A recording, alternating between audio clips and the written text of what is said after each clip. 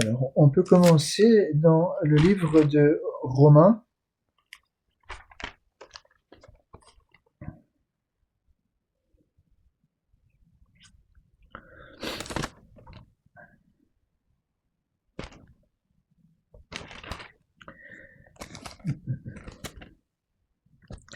Romains chapitre 6 et le verset 1.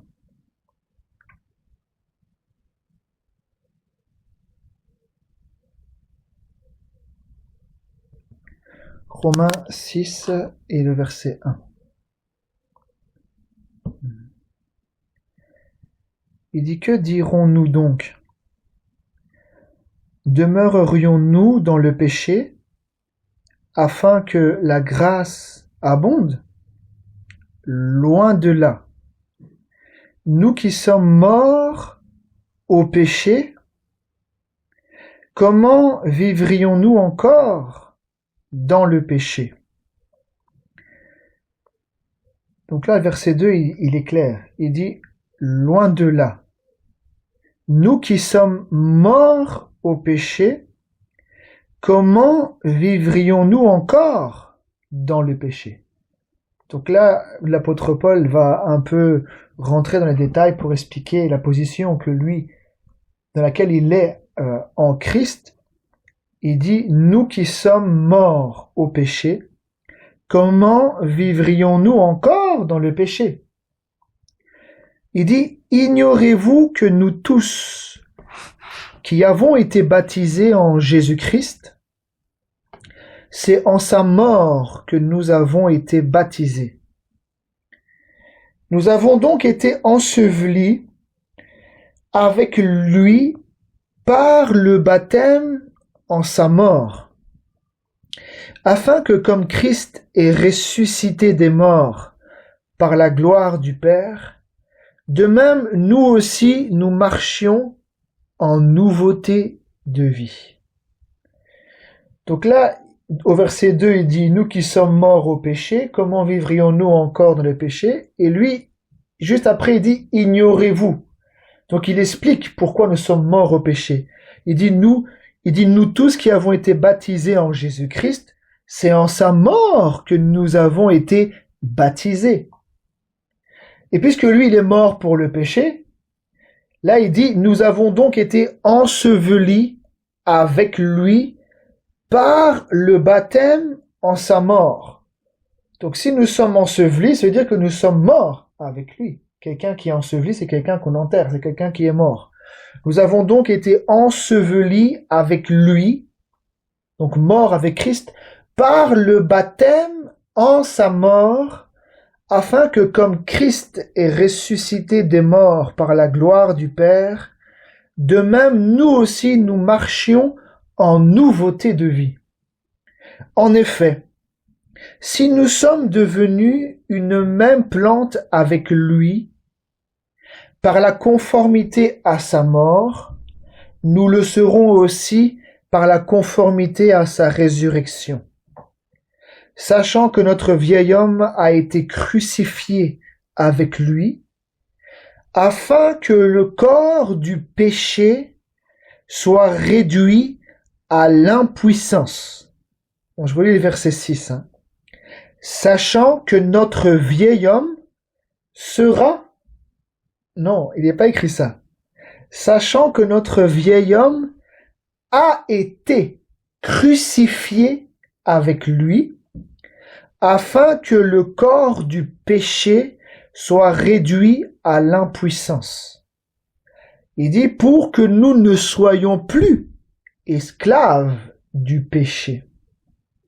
Il dit: car celui qui est mort est libre du péché. C'est-à-dire qu'il n'est plus esclave du péché.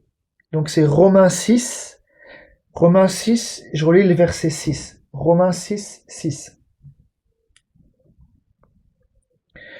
Il dit: sachant que notre vieil homme a été crucifié avec lui, afin que le corps du péché soit réduit à l'impuissance, pour que nous ne soyons plus esclaves du péché. Et les mots sont bien pointés. Esclave du péché. Tous les hommes, la Bible dit que tous les hommes sont sous la puissance du malin et tous sont pécheurs. Donc esclave du péché. Mais quelqu'un qui est esclave du péché, quelqu'un qui est esclave même naturellement, c'est quelqu'un qui ne peut pas résister à son maître. C'est quelqu'un où le maître dit de faire ça, il le fait. Alors si nous étions esclaves, ou si nous le sommes encore, le Seigneur veut nous faire sortir de toutes ces choses. Regardez, c'est ce qu'il dit. Il dit, sachant que notre vieil homme a été crucifié avec lui, afin que le corps du péché soit réduit à l'impuissance, pour que nous ne soyons plus esclaves du péché, car celui qui est mort est libre du péché. Donc plus haut, là, il dit bien que nous sommes morts avec lui par le baptême en sa mort. Donc si nous sommes morts avec lui dans sa mort, lui il est mort pourquoi? Il est mort pour le péché. Donc si nous sommes morts avec Christ et ressuscités avec Christ, nous ne sommes plus esclaves du péché. Maintenant, on l'a vu ensemble, ce n'est pas seulement le baptême. Premièrement, il faut d'abord la parole, c'est ensuite le baptême. Mais dans tout cela, il y a des expériences qu'une personne expérimente. La nouvelle naissance, toutes ces choses-là à travers l'évangile, une personne expérimente que il était esclave et le Seigneur l'a libéré du péché. Et il n'est plus obligé d'obéir. Maintenant, il a reçu une puissance supérieure, il a reçu la puissance de Dieu pour pouvoir le faire sortir de cette main-là, pouvoir le faire sortir de l'esclavage du péché. Je relis le verset 7, il dit, car celui qui est mort, donc c'est mort avec Christ, car celui qui est mort est libre du péché. Or, si nous sommes morts avec Christ, nous croyons que nous vivrons aussi avec lui. Sachant que Christ, ressuscité des morts, ne meurt plus, la mort n'a plus de pouvoir sur lui. Car il est mort, et c'est pour le péché qu'il est mort, une fois pour toutes. Il est revenu à la vie, et c'est pour Dieu qu'il vit. Ainsi vous-même, regardez-vous comme mort au péché. Il n'est pas dit mort à soi-même. Regardez-vous comme mort au péché et comme vivant. Ah, mais moi on m'a dit que je vais mourir. Mais là ici il dit, ainsi vous-même regardez-vous comme mort au péché et comme vivant pour Dieu en Jésus-Christ. Donc c'est Romains 6, verset 11. Donc il dit, ainsi vous-même regardez-vous comme mort au péché et comme vivant pour Dieu en Jésus-Christ. Donc on l'a vu ça aussi ensemble, c'est que quand le Seigneur appelle partout dans le monde entier des hommes et des femmes pour venir au salut, la Bible dit que nous étions morts par nos offenses. Donc il y avait une mort spirituelle. Mais le Seigneur veut faire quoi? Il veut nous rendre vivants aujourd'hui pour que nous puissions le servir. Mais comment on peut le servir si nous sommes morts? Le Seigneur n'a pas dit que nous sommes morts, que notre esprit est mort et notre âme est morte. Non, il veut vivifier, il veut sauver l'âme et il veut vivifier notre esprit pour que nous puissions le servir. Vous voyez, donc c'est ce qu'il dit ici. Ainsi vous-même regardez-vous comme morts au péché et comme vivants pour Dieu en Jésus-Christ. Il dit que le péché ne règne donc plus. Que le péché ne règne donc point dans votre corps mortel et n'obéissez pas à ses convoitises. Vous voyez? Quand une personne expérimente la nouvelle naissance réellement à travers la parole, à travers tout ce que le Seigneur il le dit là, à travers les Saintes Écritures, d'abord la parole, puis le baptême et toutes ces choses-là, la personne n'est plus esclave. Puisque la Bible dit que celui qui est mort est libre du péché. Donc maintenant, il a la capacité par le Seigneur que le péché ne règne donc plus et qu'il n'est plus obligé d'obéir à ses convoitises. Mais il lui donne quelque chose pour pouvoir dominer. Vous voyez? Donc c'est ce qu'il dit ici, hein, que le péché ne règne donc point dans votre corps mortel et n'obéissez pas à ses convoitises. Alors qu'avant, quand une personne est en dehors de Christ, qui n'est pas encore racheté, qui n'est pas encore libéré du péché, ben, il ne peut pas faire en sorte de ne pas obéir, il obéit aux convoitises. Parce qu'il est esclave du péché. Mais quelqu'un qui est mort avec Christ, quelqu'un qui a expérimenté la mort et la résurrection du Seigneur réellement par la puissance de Dieu, il n'est plus esclave du péché. Non, il devient libre. Sinon, alors, ça n'a pas de sens. Vous voyez? On l'a vu aussi ensemble, quand le Seigneur a fait en sorte que son peuple soit dans l'esclavage là-bas en Égypte, il était esclave. Il ne pouvait pas sortir de l'esclavage par lui-même. Parce qu'il y avait un maître là, un pharaon là, qui était devenu dur là, celui-là, le dernier là, avant qu'il parte, il était devenu dur. Il ne pouvait pas sortir de là. Et il donnait encore plus de travail afin qu'il puisse avoir encore plus de fardeau. Donc ils n'allaient pas se rebeller humainement parlant. Le Seigneur a envoyé un libérateur. Il a envoyé Moïse avec la parole, avec le ainsi dit le Seigneur, pour que ce pharaon la fasse sortir son peuple, pour qu'il puisse libérer son peuple. Et le Seigneur a racheté de la main de Pharaon pour qu'il puisse être son peuple, un peuple acquis, pour qu'il puisse être son peuple et lui son Dieu, pour qu'il puisse le servir là-bas, en dehors de la mer Rouge, sur la montagne sainte là-bas, sur le mont Sinaï, pour qu'il puisse servir Dieu. Mais il ne pouvait pas servir Dieu dans l'esclavage, il devait sortir. Premièrement, la sortie, le rachat. D'abord sortir de l'esclavage et ensuite, en étant libre, je puisse servir le Seigneur librement. Vous voyez, c'est ce qui s'est passé avec le Christ. Tout ça, c'est une image aussi. C'est réellement arrivé, mais derrière, il y a aussi un message. Parce que là, c'était physiquement. Mais leur cœur, on le voit, et c'est encore une instruction pour nous aujourd'hui, leur cœur n'était pas encore converti. Parce que la plupart sont tombés dans le désert à cause de leur incrédulité. Parce qu'ils n'ont pas cru à la promesse. Ils n'ont pas cru à ce que le Seigneur leur avait dit qu'il allait donner le pays. Il a même demandé de monter dans le pays. Mais à cause qu'ils ont eu peur, à cause qu'ils n'ont pas cru à la parole du Seigneur, toute cette génération-là est morte dans le désert. Et ce sont leurs enfants, la génération d'en dessous, qui ont pris possession du pays de Canaan. Voyez? Mais c'est la même chose aujourd'hui, mais sauf que c'est spirituel. Le Seigneur veut nous délivrer de tous nos ennemis. Il veut nous libérer et nous donner la paix. Voyez? Donc ici, je continue. Regardez, au verset 13, il dit « Ne livrez pas vos membres au péché, comme des instruments d'iniquité, mais donnez-vous vous-même à Dieu, comme étant vivants, de mort que vous étiez. » Oui, dans le péché, il dit « Vous étiez morts par vos offenses. » Et il dit « Et offrez à Dieu vos membres, comme des instruments de justice. » Écoutez qu'est-ce qu'il dit ici. C'est merveilleux. Il dit, car le péché n'aura point de pouvoir sur vous, puisque vous êtes non sous la loi, mais sous la grâce. Vous voyez? Donc il faut bien lire les Saintes Écritures, bien lire les différents chapitres de Romains pour comprendre qu'est-ce que Paul a voulu dire en disant « Quand je veux faire le bien, le mal s'attache à moi. Hein, et si je fais ce que je ne veux pas, ce n'est plus moi qui le fais, mais c'est le péché qui habite en moi. » Mais là, il ne parle pas d'une personne qui est en Christ. Parce qu'une personne qui est en Christ, le péché ne règne plus en lui. Le péché n'habite plus en lui. À moins que lui se livre, mais il dit « Ne livrez pas vos membres au péché. » Mais celui qui est mort avec Christ, il est libre du péché. Le péché ne domine plus sur lui pour pouvoir le pousser à faire le mal. Non, au contraire.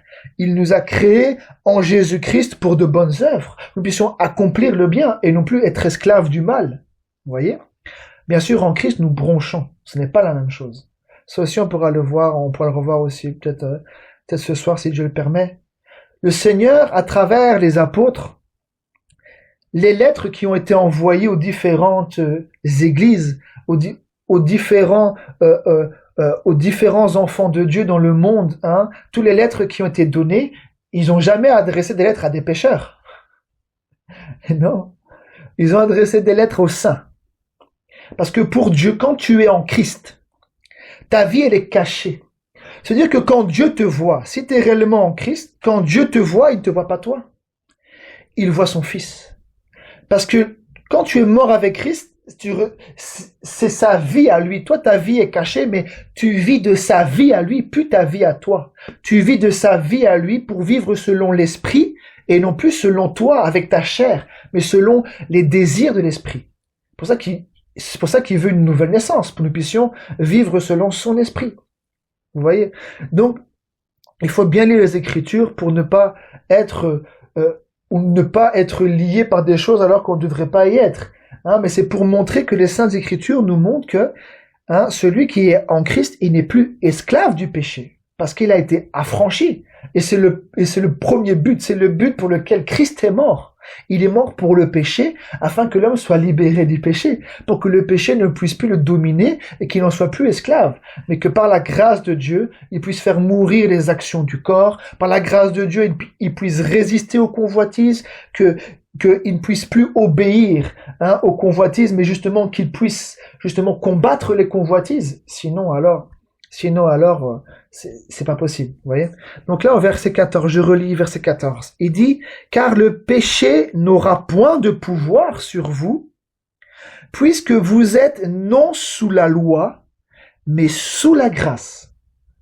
Donc une personne qui a expérimenté la grâce, qui n'est plus sous la loi, condamnée par la loi, et que le péché l'amène vers la mort, mais qu'il est libéré du péché, libéré de la loi, et qu'il est sous la grâce du Seigneur Jésus-Christ, la Bible dit que le péché n'aura point de pouvoir sur cet homme-là. Donc il dit que car le péché n'aura point de pouvoir sur vous, puisque vous êtes non sous la loi, mais sous la grâce. Quoi donc? Pécherions-nous parce que nous sommes non sous la loi, mais sous la grâce? Vous voyez? Qu'est-ce qu'il dit? Loin de là. Vous voyez? Mais c'est ce qu'aujourd'hui on enseigne partout. Bah, t'es sous la grâce, c'est pas grave, le Seigneur comprend. Tu peux pécher, tu peux faire tout ce que tu veux. De toute façon, le Seigneur comprend. Mais qu'est-ce que le Seigneur il dit ici? À travers l'apôtre Paul, il dit, quoi donc? Pécherions-nous parce que nous sommes non sous la loi, mais sous la grâce? Loin de là. C'est-à-dire que nous ne pouvons pas faire ce que nous voulons. Au contraire, la grâce de Dieu, si nous avons vraiment expérimenté la grâce de Dieu, nous avons goûté. Vous savez, une grâce, même dans le monde que nous sommes, il y a des grâces présidentielles. Mais une personne qui est graciée, on peut le voir en Amérique, aujourd'hui c'est un peu moins, mais même en Amérique, une personne qui est emprisonnée. Le président vient, il lui donne une grâce présidentielle. Il doit être livré là-bas, il doit mourir sur une chaise électrique ou alors tué d'une manière ou d'une autre. Et le président vient et lui accorde une grâce. Mais vous pensez qu'il va jouer après, à moins qu'il est vraiment inconscient. Mais s'il a goûté à la grâce présidentielle, déjà un homme humain, il dit mais je devais mourir. Mais cet homme me gracie. Il me fait la grâce de pouvoir ne plus mourir, mais de vivre. Mais s'il a compris la grâce présidentielle, il va vouloir travailler, pouvoir récupérer sa famille, de faire ce qui est bien, de pouvoir ne plus faire le mal quand même. Alors, à combien plus forte raison la grâce de Dieu? La grâce de Dieu manifestée en Christ, le prix du sang, le prix du sacrifice cloué entre ciel et terre sur le bois pour nous. Alors, si réellement nous avons goûté à cette grâce, au pardon des péchés, est-ce que nous allons continuer volontairement dans le mal? Non, non, non. Au contraire, la Bible dit que la grâce de Dieu nous enseigne à renoncer à l'impiété. Est-ce qu'on comprend le prix du sang? Nous ne pouvons pas fouler le sang du Christ. Vous voyez, nous ne pouvons pas fouler le sang alors qu'il a payé le prix et il a souffert cruellement pour nous. Vous voyez, c'est une question d'expérience de cette grâce. Une personne qui a expérimenté cette grâce dans sa vie, tous ses péchés pardonnés, il ne va plus jouer avec Dieu. Il ne va plus jouer avec cette grâce-là. Il peut tomber dans un travers, mais il sera tellement peiné dans son cœur, dire Seigneur, j'ai mal fait, pardonne-moi, aide-moi à rectifier ça, aide-moi à changer ça. Il aura toujours la peine et la crainte devant son Dieu parce que son sauveur a été crucifié pour toutes ces choses-là. Que le Seigneur nous bénisse. Regardez, il dit quoi donc? Pécherions-nous parce que nous sommes non sous la loi, mais sous la grâce? Loin de là. Ne savez-vous pas qu'en vous livrant à quelqu'un, comme esclave pour lui obéir. Écoutez bien qu'est-ce qu'il dit au verset 16. Hein. Ne savez-vous pas qu'en vous livrant à quelqu'un comme esclave pour lui obéir, vous êtes esclave de celui à qui vous obéissez, soit du péché qui conduit à la mort, soit de l'obéissance qui conduit à la justice. Vous voyez, il parle de quelqu'un. Il dit, ne savez-vous pas qu'en vous livrant à quelqu'un comme esclave pour lui obéir, vous êtes esclave de celui à qui vous obéissez, soit du péché qui conduit à la mort, soit de l'obéissance qui conduit à la justice. Mais grâce soit rendue à Dieu. Vous voyez, là, il montre c'est quoi une personne qui est en Christ.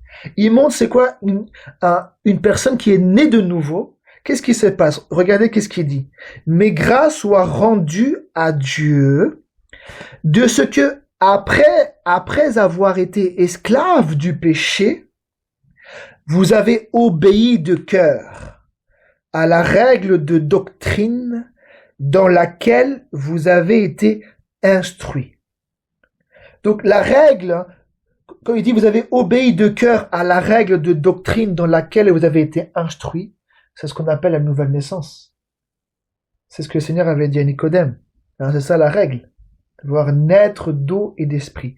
Celui qui croira et qui sera baptisé sera sauvé. Donc là, au verset 18, il dit quoi? Il dit, ayant été. Il n'a pas dit que tu seras. Si nous sommes en Christ, la chose s'est déjà déroulée par une expérience personnelle, par une délivrance personnelle de la part de notre Dieu à travers le Seigneur Jésus-Christ. Qu'est-ce qu'il dit? Ayant été affranchi du péché. Donc, une personne qui est en Christ, il est affranchi du péché, il n'est plus esclave du péché. Ayant été affranchi du péché, vous êtes devenus esclaves de la justice. Je parle à la manière des hommes, à cause de la faiblesse de votre chair. De même donc que vous avez, dans le passé, de même donc que vous avez livré vos membres comme esclaves à l'impureté et à l'iniquité, pour arriver à l'iniquité, ainsi maintenant, livrez vos membres comme esclaves à la justice, pour arriver à la sainteté. Il dit, car lorsque vous étiez esclaves du péché, vous étiez libres à l'égard de la justice. Quels fruits portiez-vous alors? Des fruits dont vous rougissez aujourd'hui. Car la fin de ces choses, c'est la mort. Mais maintenant, encore maintenant, étant affranchis du péché et devenus esclaves de Dieu. Vous voyez? On va le lire après. Quand il dit quand vous vous livrez à quelqu'un pour lui obéir. Et de l'autre côté aussi, à Dieu. Vous voyez, il parle bien de quelqu'un en particulier. Puisque là, ici, il dit, mais maintenant étant affranchis du péché et devenus esclaves de Dieu, vous avez pour fruit la sainteté et pour fin la vie éternelle. Car le salaire du péché, c'est quoi? C'est la mort. Oui, parce que le péché, souvenez-vous, dans le jardin d'Éden, le péché a entraîné la mort jusqu'à aujourd'hui. Donc, pour que moi je puisse vivre éternellement, il faut que le péché ne soit plus en moi quand même. Il faut que je sois libéré du péché et que je puisse résister. Et le Seigneur veut, et le Seigneur est fidèle, par la foi en lui, il nous amènera à pouvoir être irréprochables, sans tache ni ride. Il dit car le salaire du péché, c'est la mort. Mais le don gratuit de Dieu, c'est la vie éternelle en Jésus-Christ, notre Seigneur. Vous voyez? Donc là, on va lire encore un peu après au 7, mais quand vous lisez là, c'est clair qu'une personne qui est en Christ, il est affranchi du péché. Il n'est plus esclave du péché. Mais qui est l'auteur du péché? La Bible dit que celui qui pêche dès le commencement, c'est qui? C'est le diable. Et là, on va le voir. Regardez. Romains 7, verset 1. Regardez qu'est-ce qu'il dit ici.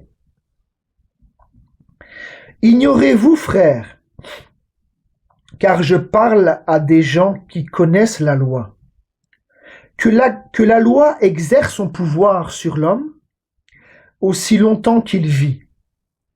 Ainsi, une femme mariée est liée par la loi à son mari tant qu'il est vivant. Mais si le mari meurt, elle est dégagée de la loi qui la liait à son mari.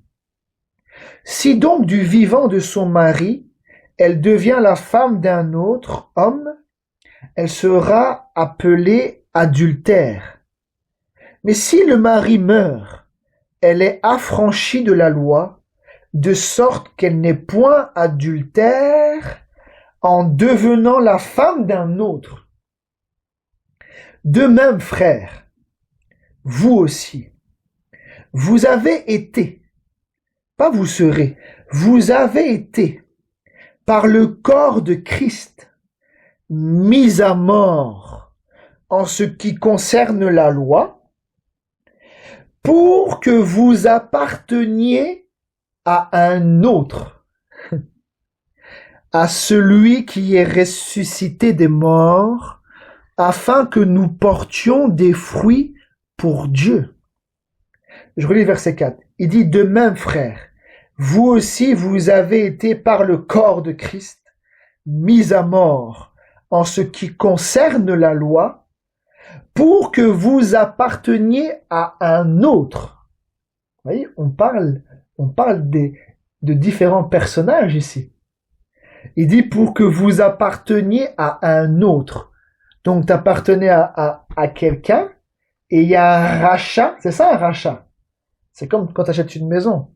Une maison appartient à quelqu'un. Même si c'est à l'État, mais ça appartient à quelqu'un.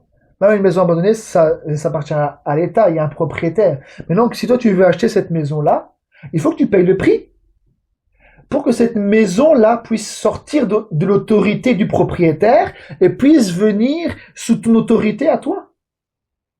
Mais c'est ce que le Seigneur il a fait. Et c'est ce que le Seigneur fait dans le monde et c'est ce qu'il veut faire. C'est pour ça qu'on l'appelle le Rédempteur. C'est-à-dire celui qui rachète. Et il a payé le prix par son sang pour que nous puissions passer de la main du diable à la main de Dieu. C'est ce qu'il dit ici, hein, pour que vous apparteniez à un autre. À qui? À celui qui est ressuscité des morts, afin que nous portions des fruits pour Dieu. Vous voyez? Car lorsque nous étions dans la chair, vous voyez, aujourd'hui nous sommes dans la chair, mais là il explique que on va le voir ensemble, hein, il explique que les hommes vivent selon la chair aujourd'hui. Et la chair a des désirs contraires à ceux de l'Esprit de Dieu. Et les désirs de la chair, c'est quoi? Les œuvres de la chair, c'est quoi? Les disputes, les querelles, les jalousies, les adultères, et ceci et cela. Tout ça, ce sont les œuvres du diable. Donc, ça ne peut pas plaire à Dieu. Une personne qui vit selon la chair, il ne peut pas plaire à Dieu parce que ses œuvres sont contre le Seigneur. Mais là, il dit, car lorsque nous étions dans la chair, les passions des péchés provoqués par la loi agissaient dans nos membres. Vous voyez, les passions des péchés provoqués par la loi agissaient dans nos membres, de sorte que nous portions des fruits pour la mort. Mais qu'est-ce qu'il dit maintenant? Mais maintenant, nous avons été dégagés de la loi. Étant morts à cette loi, sous laquelle nous étions retenus, de sorte que nous servons sous le régime nouveau de l'esprit et non selon la lettre qui a vieilli. Amen. Maintenant, verset 7, il dit, « Que dirons-nous donc? La loi est-elle péché? Loin de là. Mais je n'ai connu le péché que par la loi. Car je n'aurais pas connu la convoitise si la loi n'avait dit « tu ne convoiteras point ». Amen. Donc là, on le voit dans les Saintes Écritures, Paul explique plusieurs choses. Il explique qu'est-ce qui se passe quand une personne entend la loi. Cette loi-là, elle fait quoi? En fait, elle réveille le péché. Parce que sans loi, le péché, il est mort. Je veux dire que tu n'es pas jugé. Le péché n'est pas pointé. Mais quand la loi, elle vient, que tu l'entends, ça réveille le péché. Et qu'est-ce qui se passe? C'est que le péché, il saisit l'occasion. Et qu'est-ce qu'il fait? Tu entends qu'il ne faut pas convoiter, mais tu n'es pas encore délivré et racheté. Et qu'est-ce qui se passe? C'est que la convoitise arrive et le péché qui est dans le corps va te pousser comme tu n'es pas encore racheté. L'esclavage du péché, ça va faire quoi? C'est que le péché va t'entraîner et tu ne pourras pas résister. Mais quand tu es en Christ, quand tu es passé la barrière, quand maintenant tu es sous la grâce, que tu es en Christ, libéré du péché, affranchi du péché, maintenant le péché ne règne plus en toi, puisqu'il te libère du péché pour ne plus en être esclave. Et c'est ce qu'il dit ici, regardez, dans Romains 8 au verset 1.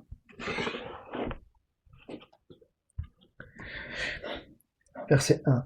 Il dit, « Il n'y a donc maintenant aucune condamnation pour ceux qui sont en Jésus-Christ. En effet, la loi de l'esprit de vie en Jésus-Christ m'a fait quoi?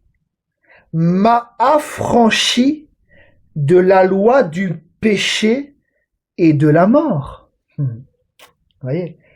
Donc, une personne qui est née de nouveau, dès le départ, l'esprit agit. Peut-être qu'il n'habite pas encore, mais l'esprit a agi, il l'affranchit. Cet esprit qui a ressuscité Christ entre les morts, c'est cet esprit qui l'affranchit de la loi du péché et de la mort. Il l'affranchit par l'esprit de Dieu. C'est ce qu'il dit ici, je relis. Il n'y a donc maintenant aucune condamnation pour ceux qui sont en Jésus-Christ.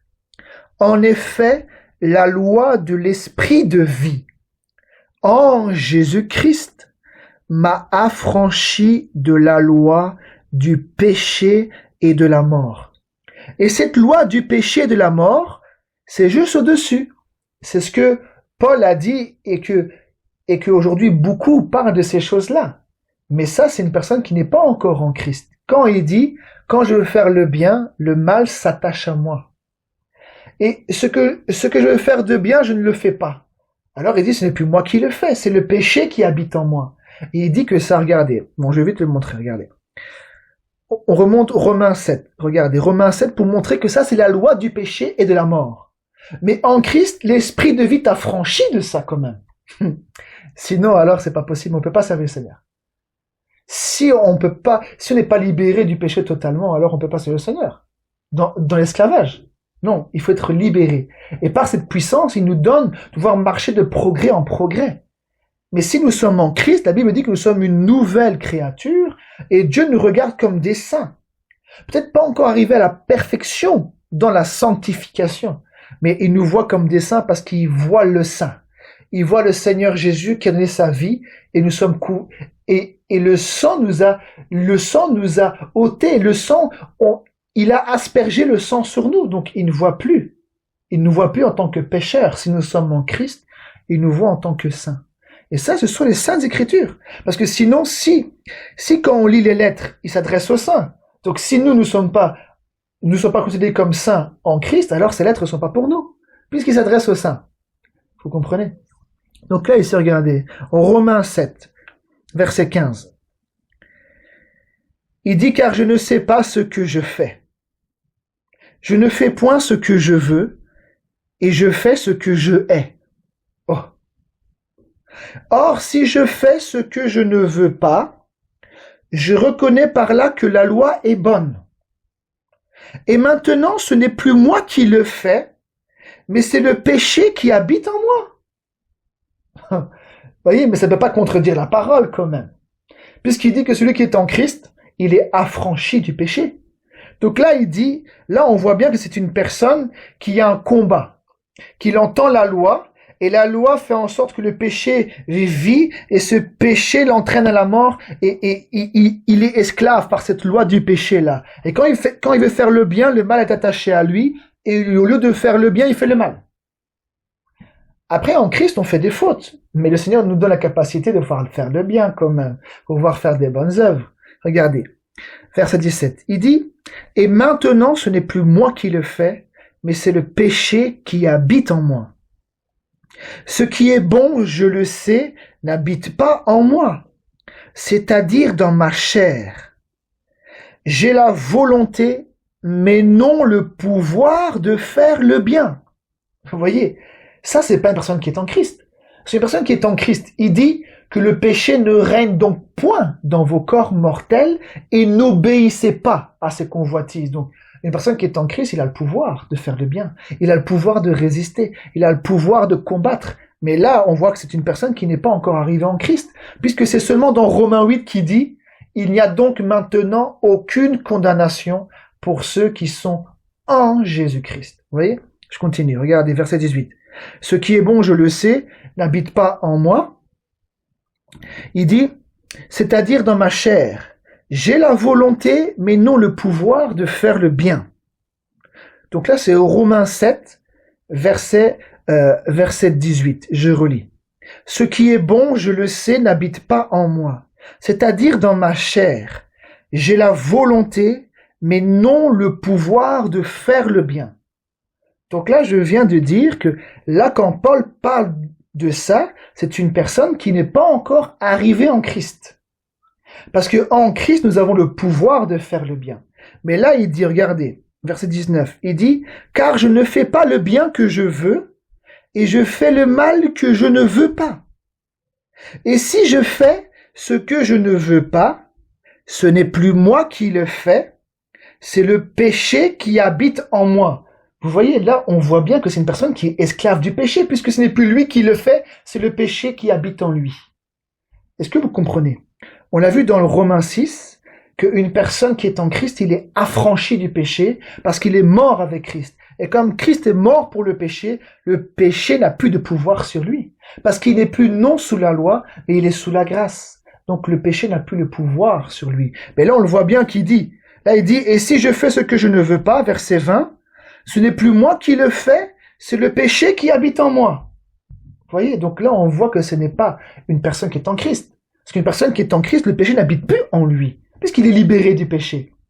Regardez, je continue, verset 21. « Je trouve donc en moi cette loi. » Écoutez bien. « Je trouve donc en moi cette loi. » Cette loi-là, c'est la loi du péché. Regardez, il va le dire clair et net. « Je trouve donc en moi cette loi. Quand je veux faire le bien, le mal est attaché à moi. » Je le répète, cette parole n'est pas pour ceux qui sont en Christ. Parce que si tu veux faire le bien et que le mal est attaché à toi, le mal c'est quoi? C'est le péché quand même. Mais si le péché est toujours, et que tu es toujours esclave du péché, et que tu ne peux pas lui résister, c'est que tu n'es pas encore en Christ avec le pouvoir de la grâce pour pouvoir résister au péché, pour être libéré du péché. Vous voyez? C'est ce qu'il dit ici, regardez. « Je trouve donc en moi cette loi. Quand je veux faire le bien, le mal est attaché à moi. Car je prends plaisir à la loi de Dieu selon l'homme intérieur. Mais je vois dans mes membres une autre loi qui lutte contre la loi de mon entendement et qui me rend quoi? Et qui me rend captif de la loi du péché qui est dans mes membres. » Retenez bien ce verset-là. Regardez qu'est-ce qu'il dit. « Mais je vois dans mes membres une autre loi qui lutte contre la loi de mon entendement et qui me rend captif de la loi du péché qui est dans mes membres. » Voyez? Je continue. Qu'est-ce qu'il dit? « Misérable que je suis. Qui me délivrera de ce corps de mort? » Qu'est-ce qu'il dit? « Grâce soit rendue à Dieu par Jésus-Christ notre Seigneur. » Ah, il y a une solution à ce problème-là. Parce que quand je veux faire le bien, le mal est attaché à moi. C'est-à-dire que je suis encore captif du péché. captif de la loi du péché dans mes membres. Mais qu'est-ce qu'il dit au verset 25? Grâce soit rendue à Dieu par Jésus-Christ notre Seigneur. Ainsi donc, moi-même je suis par l'entendement esclave de la loi de Dieu, et je suis par la chair, écoutez bien, et je suis par la chair esclave de la loi du péché. Point. Donc là, je répète, là, c'est une personne qui n'est pas encore arrivée en Christ, parce que là, il dit que dans l'entendement, verset 25, à la moitié, il dit, ainsi donc, moi-même, je suis par l'entendement esclave de la loi de Dieu, et je suis par la chair esclave de la loi du péché. Esclave de la loi du péché dans les membres. Mais maintenant, qu'est-ce qu'il dit dans Romains 8? Qu'est-ce qu'il dit dans Romains 8 pour une personne qui est en Christ maintenant, affranchie du péché, mort avec Christ, qui est libérée du péché? Qu'est-ce qu'il dit? Ainsi donc maintenant, il n'y a donc maintenant aucune condamnation pour ceux qui sont en Jésus-Christ. Il dit, en effet, la loi de l'esprit de vie en Jésus-Christ m'a fait quoi? M'a affranchi de la loi du péché et de la mort. Amen. Mais là plus haut, si je suis dans la configuration, je dis quand je veux faire le bien, le mal est attaché à moi, ça veut dire que je suis encore captif de la loi du péché. Parce que le péché habite en moi alors. Mais là, il dit que celui qui est en Christ, il est affranchi de cette loi, que quand il veut faire le bien, le mal est attaché à lui. Vous voyez que la parole nous affranchisse, mes bien-aimés, que la parole de la vérité nous montre, parce que sinon, alors, nous croyons tout et n'importe quoi. Quand nous sommes en Christ, la Bible dit que l'esprit de vie m'a affranchi de la loi du péché. C'est quoi la loi du péché? C'est quand je veux faire le bien, le mal est attaché à moi. C'est-à-dire que dans mes membres, là, je suis captif du péché. Mais si je suis mort avec Christ, Christ est mort pour le péché. Et dans Romains 6, on l'a vu que celui qui est mort, il est libre du péché. Et il dit que si nous sommes en Christ, il dit que le péché n'a plus de pouvoir sur nous. Puisque nous sommes non sous la loi, mais sous la grâce. Donc le péché ne peut plus avoir un pouvoir. Regardez, je le relis. Romains 6, regardez, Romains 6.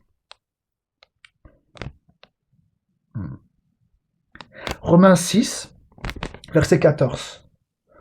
Donc là, il a démontré qu'une personne qui a cru au Seigneur Jésus, qui a été baptisé en Jésus-Christ, il a été enseveli, donc il est mort avec Christ par le baptême en sa mort et aussi ressuscité avec lui. Et il dit que si nous sommes en Christ, nous-mêmes, puisqu'il est mort pour le péché, nous devons nous regarder comme morts au péché. Donc si nous sommes morts au péché, le péché n'a plus de pouvoir sur nous. C'est ce qu'il dit au verset 14. Car le péché n'aura point de pouvoir sur vous, puisque vous êtes non sous la loi, mais sous la grâce. C'est-à-dire que si nous sommes en Christ, nous sommes sous la grâce quand nous ne sommes plus sous la loi du péché et de la mort.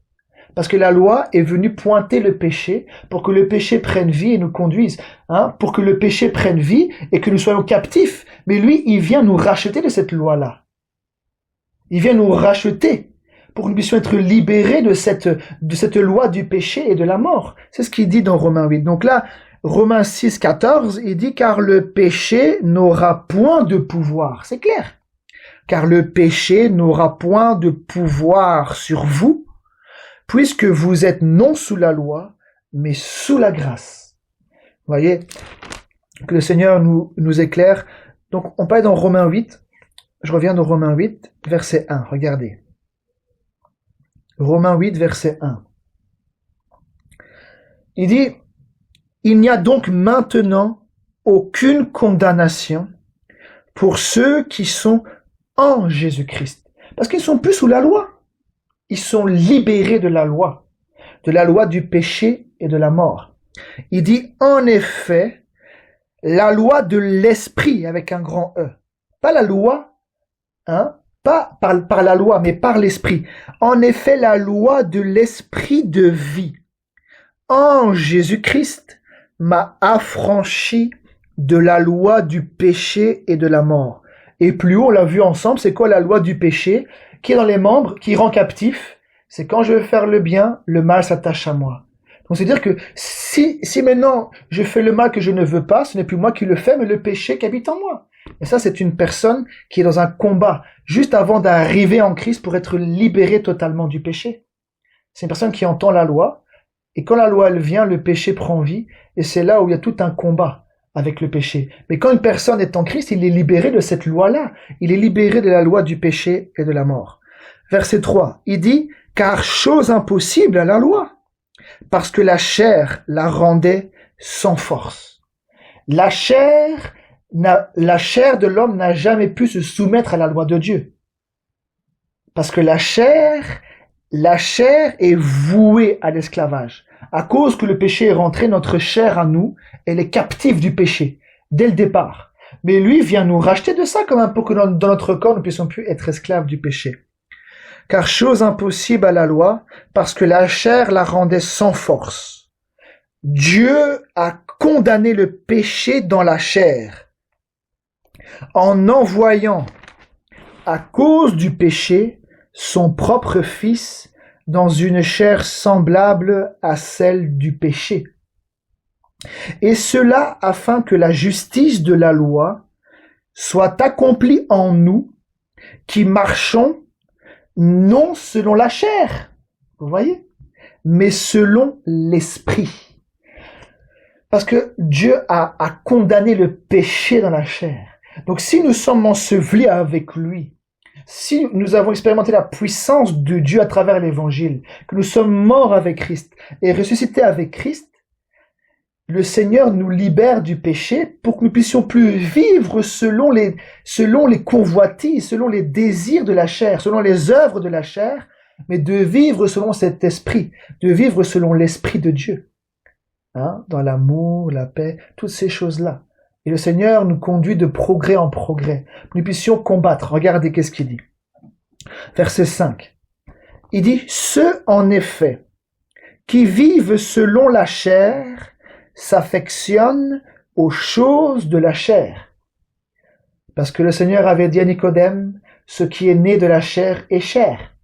Donc un être humain qui est charnel, qui n'est pas encore devenu spirituel, qui n'est pas encore né de nouveau par l'Esprit de Dieu, par la parole de Dieu, il ne peut pas vivre selon l'Esprit. Il a besoin d'être racheté. Il a besoin d'être libéré par le Seigneur Jésus. Mais tous les hommes, tous les êtres humains sur la terre vivent selon la chair, selon les œuvres de la chair. C'est ce qu'il dit ici.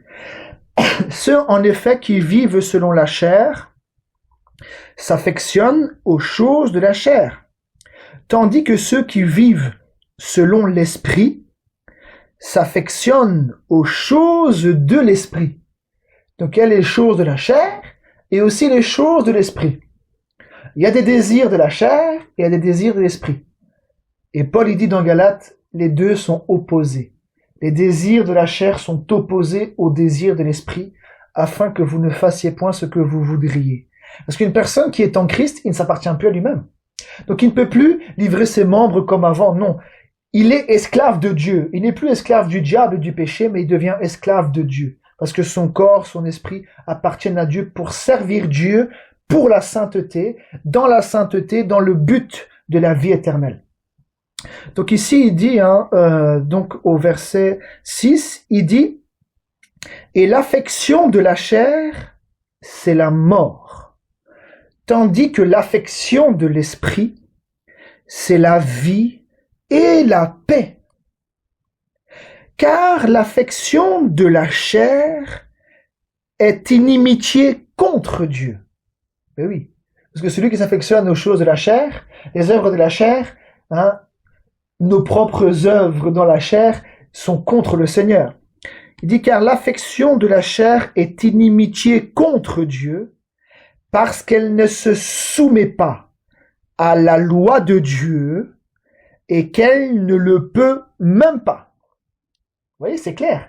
Un homme charnel qui n'est pas racheté, qui n'est pas affranchi par l'esprit de vie en Christ, il ne peut pas obéir à la loi de Dieu Parce que la Bible dit que le Seigneur a renfermé tous les hommes dans la désobéissance, afin de faire grâce et miséricorde. Vous voyez? Mais pour ça, il faut passer par le rachat. Sinon, un homme naturel, il ne peut pas obéir aux lois divines. Non. Parce que la loi le condamne. La loi condamne les péchés, et les péchés à l'intérieur, tant qu'il n'est pas libéré par la mort du Seigneur, tant qu'il n'est pas libéré du péché, ces péchés-là vont le pousser à l'esclavage, vont le pousser à pouvoir faire mal à gauche et à droite. Mais une personne qui est libérée en Christ, il est créé pour de bonnes œuvres quand même, pour pouvoir dominer sur le péché, pour pouvoir combattre contre les œuvres de la chair. Sinon, la puissance de Dieu, ce qu'il a fait à la croix, ne sert à rien du tout. Et c'est ça qu'on a besoin. On a besoin de l'évangile avec la puissance de Dieu qui nous libère. Le Saint-Esprit, l'Esprit de vie en Christ nous affranchit pour pouvoir vivre une nouveauté de vie. Donc c'est ce qu'il dit ici, regardez. Je continue. Verset 7. Car l'affection de la chair est inimitié contre Dieu parce qu'elle ne se soumet pas. Donc il parle de la chair, parce qu'elle ne se soumet pas à la loi de Dieu, et qu'elle ne le peut même pas. Elle n'a pas le pouvoir de se soumettre à Dieu. Il dit, or ceux qui vivent selon la chair ne sauraient plaire à Dieu. Pour vous, vous ne vivez pas selon la chair, mais selon l'esprit. Si du moins l'esprit de Dieu habite en vous. Vous voyez, c'est plus le péché qui habite en nous. Mais le Seigneur veut que l'Esprit habite en nous. Donc si l'Esprit habite en nous, c'est pour l'obéissance quand même. C'est pour pouvoir faire le bien. Vous voyez? Mais c'est ce qu'il dit ici. Pour vous, vous ne vivez pas selon la chair, mais selon l'Esprit. Donc pour vivre selon l'Esprit, il faut avoir l'Esprit de Dieu. Il dit, si du moins l'Esprit de Dieu habite en vous. Si quelqu'un n'a pas l'Esprit de Christ, il ne lui appartient pas. C'est-à-dire qu'il n'est pas encore racheté. Vous voyez? Il n'est pas encore racheté, mais le péché domine, il habite encore. Mais le Seigneur veut affranchir et que l'Esprit de Dieu habite en nous. Il dit, verset 10, « Et si Christ est en vous, ou l'Esprit de Christ, ou l'Esprit de Dieu, Christ en vous, l'espérance de la gloire, ou le Saint-Esprit en vous, ou l'Esprit de Christ, ou l'Esprit de Dieu, c'est la même chose. Puisqu'il dit là, « Et si Christ est en vous », mais un petit peu avant, il parle de l'Esprit de Dieu, n'est-ce pas? L'Esprit de Christ. Il dit, et si Christ est en vous, le corps, il est vrai, est mort à cause du péché. C'est vrai, même si nous avons le Saint-Esprit aujourd'hui, cette chair-là est vouée à la mort. Mais si nous sommes parmi les vivants, le Seigneur va transformer ce corps pour être semblable à son corps à lui. Vous voyez, mais ce corps, à cause du péché, malgré tout, même si nous avons le Saint-Esprit en nous, le corps là est voué à la mort. C'est ce qu'il dit là. Il dit, et si Christ est en vous, le corps, il est vrai, est mort à cause du péché. Mais l'esprit est vie à cause de la justice. Et si l'esprit de celui, donc de Dieu, et si l'esprit de celui qui a ressuscité Jésus d'entre les morts habite en vous, celui qui a ressuscité Christ d'entre les morts rendra, pas maintenant, rendra aussi la vie à vos corps mortels par son esprit qui habite en vous. Donc oui, aujourd'hui, le corps est voué à la mort à cause du péché, malgré tout, même si nous sommes libérés des péchés. Mais comme c'est une loi, quand même, le corps va mourir. Mais le Seigneur nous affranchit du péché, il nous met le Saint-Esprit, mais même si nous avons l'Esprit aujourd'hui, ce corps n'est pas encore racheté. Aujourd'hui, c'est l'âme qui est rachetée, l'Esprit. Mais le Seigneur, aujourd'hui, le corps appartient au Seigneur, mais il n'est pas encore racheté. Et c'est ce que je vais vous montrer. C'est ce qu'on appelle la rédemption du corps. Et ça, c'est seulement quand le Seigneur Jésus descendra là-bas dans la nuée, là-bas, et que les morts en Christ vont ressusciter premièrement, et que nous vivons, si nous sommes parmi les vivants, nous allons être changés. C'est là que va se passer la rédemption du corps. Et c'est là où la parole va s'accomplir en disant « Ô mort, où est ton aiguillon? Ô mort, où est ta victoire? parce que là, ce sera la dernière fois. Ce sera fini, la mort n'aura plus le pouvoir. Mais aujourd'hui, même si j'ai le Saint-Esprit, je peux mourir. Même si je suis libéré du péché, je peux mourir parce que cette chair n'est pas encore rachetée. Mon âme, oui. Mon esprit, si je persévère dans la foi. Mais le corps est en attente. Vous voyez, c'est un combat encore aujourd'hui. Mais il nous donne la puissance par le Saint-Esprit qui habite en nous. Et c'est ce qui veut que l'Esprit habite en nous. Pourquoi? Regardez qu'est-ce qu'il dit ici. Verset 11, je relis. Et si l'Esprit de celui qui a ressuscité Jésus d'entre les morts habite en vous, celui qui a ressuscité d'entre les morts, celui qui a ressuscité Christ d'entre les morts, rendra, vous voyez, c'est ce que je dis, rendra, pas maintenant, mais au futur, rendra aussi la vie à vos corps mortels par son esprit qui habite en vous. Ainsi donc, frères, nous ne sommes point redevables à la chair pour vivre selon la chair. Quelqu'un qui est redevable, c'est quelqu'un qui est esclave, n'est-ce pas? Il doit rendre l'appareil. Mais il dit quoi? Ainsi donc, frères, nous ne sommes point redevables à la chair pour vivre selon la chair. Qu'est-ce qu'il dit maintenant au verset 13? Si vous vivez selon la chair, vous mourrez. Mais si par l'esprit, donc qui habite en vous, mais si par l'esprit vous faites mourir les actions du corps, vous vivrez. Vous voyez, il n'a pas parlé que l'esprit nous fait mourir nous-mêmes pour pouvoir vivre ou naître ou j'en sais rien. Non, non, non, non. Il veut nous rendre vivants en Christ. Nous qui étions morts spirituellement par nos offenses, il nous rend vivants en Christ pour le servir. Mais là, par l'Esprit de Dieu, maintenant, il nous donne la puissance. Pour faire quoi? Il dit, et si par l'Esprit vous faites mourir les actions du corps, vous vivrez. Vous voyez, maintenant, il nous donne la capacité pour pouvoir résister au mal, résister au péché, de faire mourir les actions du corps. Comme il dit, renoncer à la colère. Donc, l'Esprit nous aide, l'Esprit nous assiste. C'est un assistant, un enseignant, un guide, celui qui nous aide dans nos combats avec cette chair. Mais nous ne sommes plus esclaves du péché en Christ. Et encore moins quand l'Esprit habite en toi. Tu peux pas en même temps avoir l'Esprit de Dieu en toi et en même temps que le péché habite en toi. Et quand tu veux faire le bien, le mal est attaché à toi et tu n'arrives pas à faire le bien parce que le mal est attaché à toi. Non, non, non, non. Ça, ce n'est pas la parole de Dieu. Mais une personne qui est en Christ, qui reçoit le Saint-Esprit, le Seigneur, la Bible dit qu'il nous a créés pour de bonnes œuvres, n'est-ce pas? Regardez. Je continue encore au verset 14. Il dit, car tous ceux qui sont conduits par l'Esprit de Dieu sont fils de Dieu.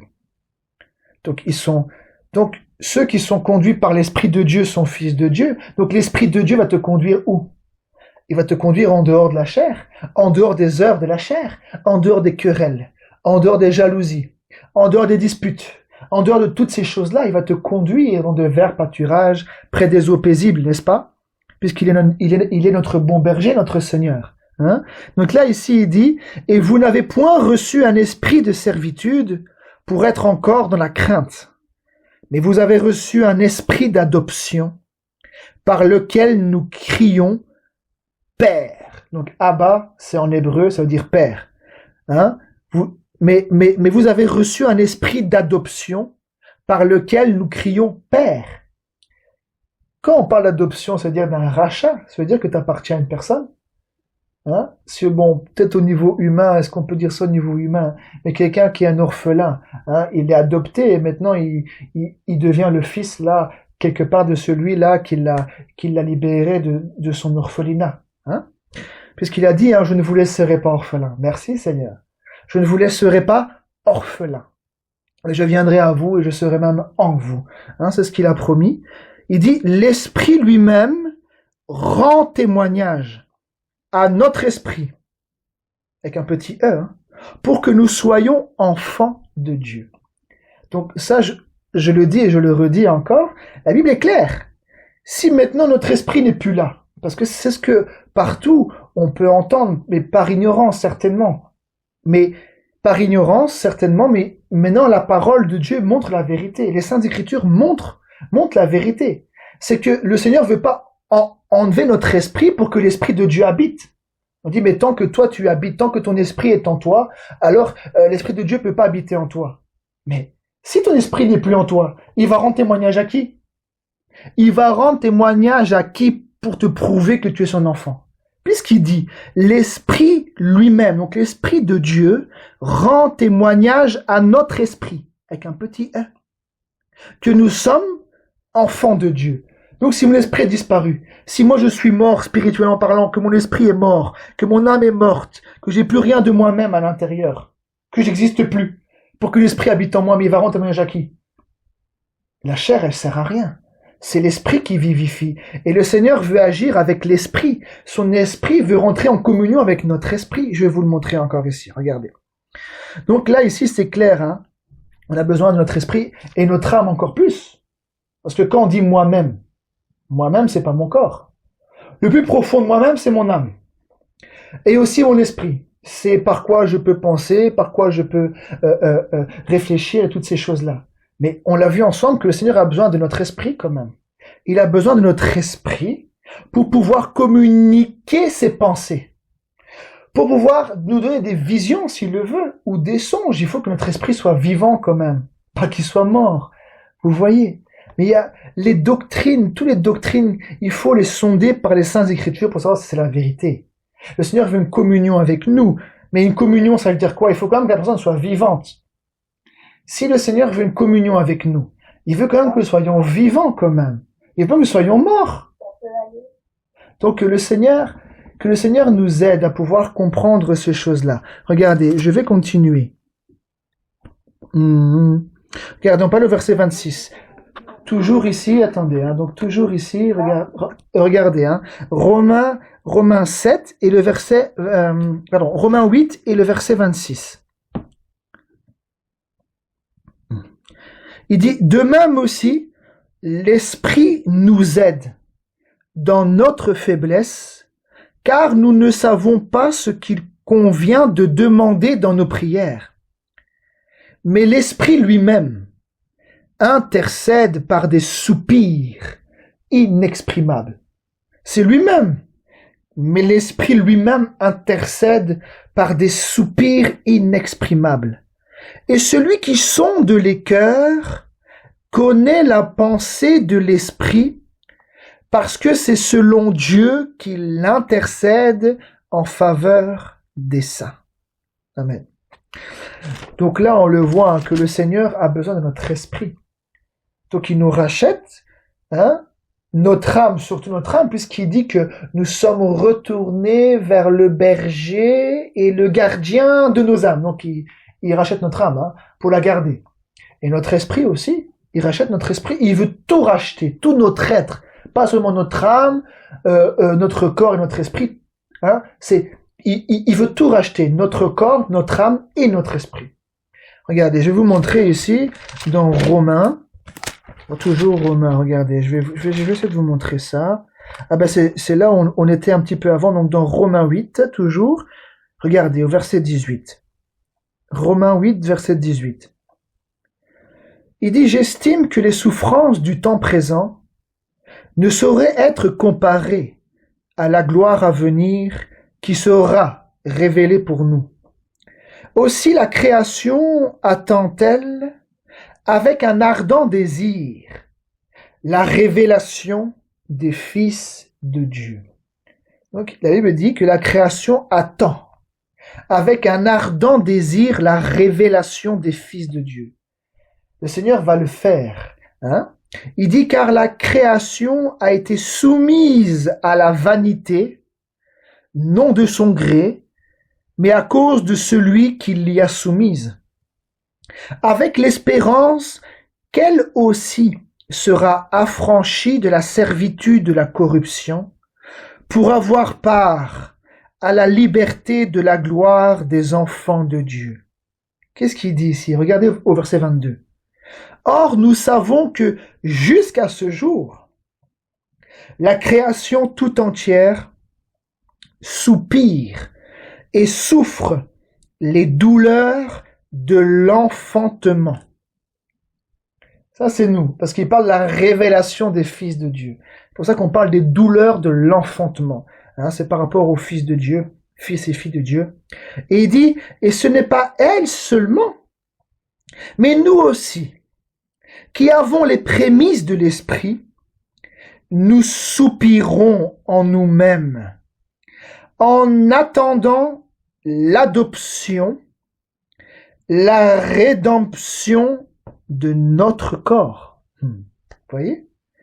Il dit, nous soupirons en nous-mêmes en attendant l'adoption, la rédemption de notre corps.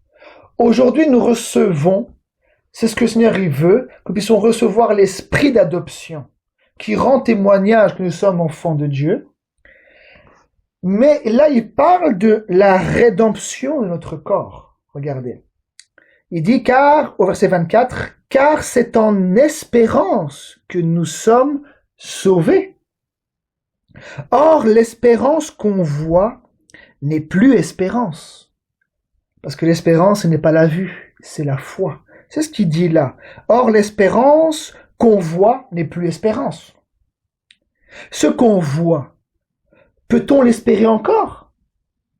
Mais si nous espérons ce que nous ne voyons pas, nous l'attendons avec persévérance. Et c'est là après qu'il dit de même aussi l'Esprit nous aide dans notre faiblesse. C'est ce qu'on vient de lire. Vous voyez? Donc, là on le voit que, regardez, je continue. Regardez, hein, pour montrer ici. Je vais essayer de voir ça, où je peux trouver ça. Attendez, hein. On peut aller dans Pierre, dans 1 Pierre par là, je vais essayer de vous montrer ça. 1 Pierre.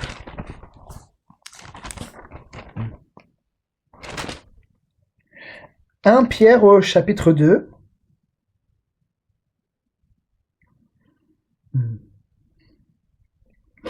« 1 Pierre chapitre 2 et le verset 25. 1 Pierre 2, verset 25.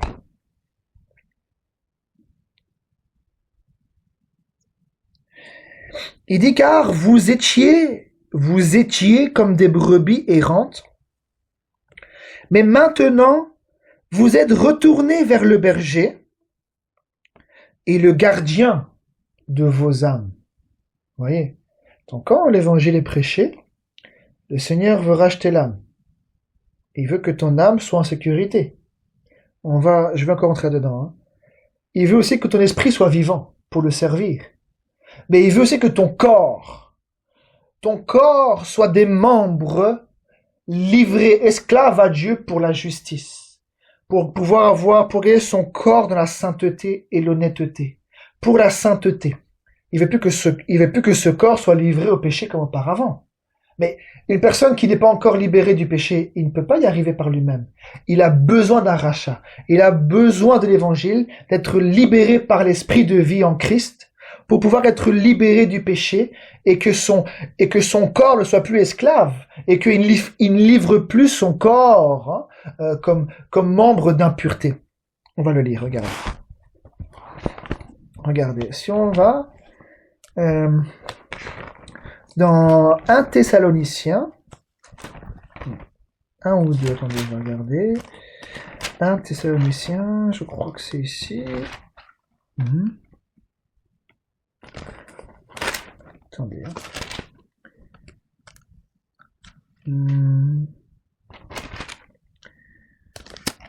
Attendez, non, c'est 2 Thessaloniciens, verset 2. 2 Thessaloniciens, verset 2. Ouais, il y a là. Attendez.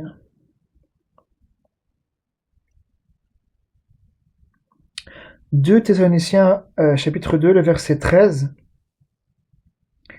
Il dit, pour nous, frères bien-aimés du Seigneur, nous devons à votre sujet rendre continuellement grâce à Dieu, parce que Dieu vous a choisi dès le commencement pour le salut, par la sanctification de l'esprit et par la foi en la vérité.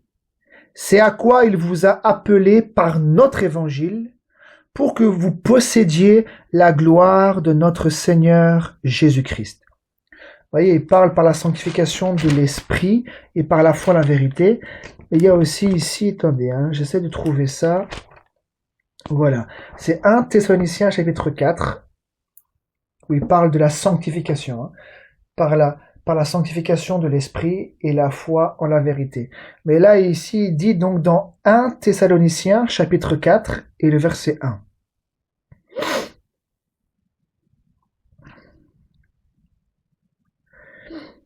Il dit, au reste, frères, puisque vous avez appris de nous, comment vous devez vous conduire et plaire à Dieu.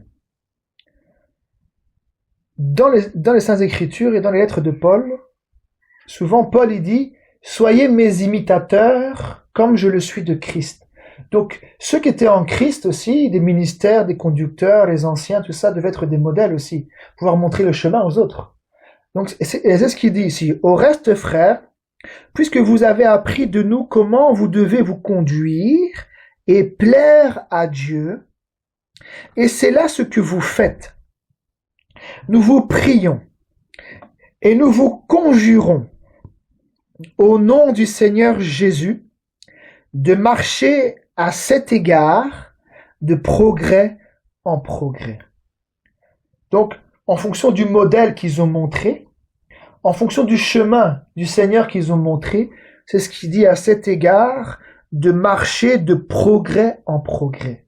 Bien sûr, nous progressons en Christ, mais ce qui est sûr, c'est qu'une personne qui est née de nouveau, libérée, affranchie par l'esprit de vie en Christ, il n'est plus esclave du péché. Maintenant, le Seigneur lui donne la capacité afin que le péché ne règne plus dans son corps et de pouvoir avoir maintenant la force de pouvoir marcher de progrès en progrès, de sainteté en sainteté. Voilà, donc c'est ce qu'il dit ici au verset 2, il dit « Vous savez en effet quels préceptes nous vous avons donnés de la part du Seigneur Jésus. Ce que Dieu veut, c'est votre sanctification. C'est que vous vous absteniez de la fornication.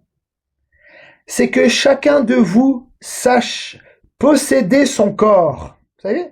C'est que chacun de vous sache posséder son corps dans la sainteté et l'honnêteté. Oui, mais Seigneur, quand je veux faire le bien, le mal s'attache à moi et je suis captif dans mes membres de l'erreur du péché. Alors, quand le péché habite en moi, je fais le péché parce que je suis esclave du péché. Vous voyez, c'est pas cohérent. Mais quelqu'un qui est en Christ, il est libéré du péché. Pourquoi? Il le dit ici, c'est que chacun de vous sache posséder son corps dans la sainteté et l'honnêteté. Mais une personne qui est captive encore du péché, il ne peut pas tenir son corps comme ça dans l'honnêteté et dans la sainteté. Non, il peut pas. Parce que son corps est livré encore et captif au péché. Il faut qu'il passe par le Seigneur Jésus, enseveli par le baptême en sa mort, pour qu'il soit libéré du péché, pour qu'il puisse croire, être baptisé, pour qu'il puisse être libéré de toutes ces choses. Donc ici, il dit bien verset 4, c'est que chacun de vous sache posséder son corps dans la sainteté et l'honnêteté, sans vous livrer à une convoitise passionnée, comme font les païens qui ne connaissent pas Dieu. D'autres traductions, il dit à des désirs infâmes. Donc, c'est tout ce qui est fornication, sexualité, toutes ces choses-là où ton corps est livré au péché avec les femmes, avec la drogue, avec toutes ces choses-là, que toutes ces choses-là ne puissent pas être comme cela. C'est ce qu'il dit, c'est que chacun de vous sache posséder son corps dans la sainteté et l'honnêteté, sans vous livrer à une convoitise passionnée, comme font les païens qui ne connaissent pas Dieu. C'est que personne n'use envers son frère de fraude et de cupidité dans les affaires, parce que le Seigneur tire vengeance de toutes ces choses, comme nous vous l'avons déjà dit et attesté. Car Dieu ne nous a pas appelés à l'impureté, non, mais à la sanctification. Celui donc qui rejette ses préceptes ne rejette pas un homme, mais Dieu, qui vous a aussi donné son Saint-Esprit. Amen. Vous voyez? Ça, c'est une doctrine que celui qui rejette ça, il ne rejette pas un homme, mais il rejette Dieu.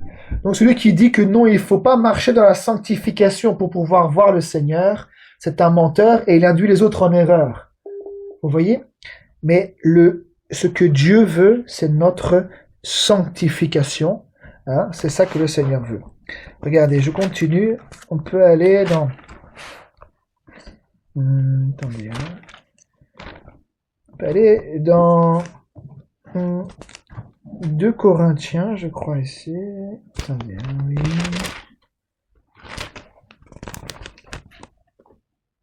2 Corinthiens, chapitre 3.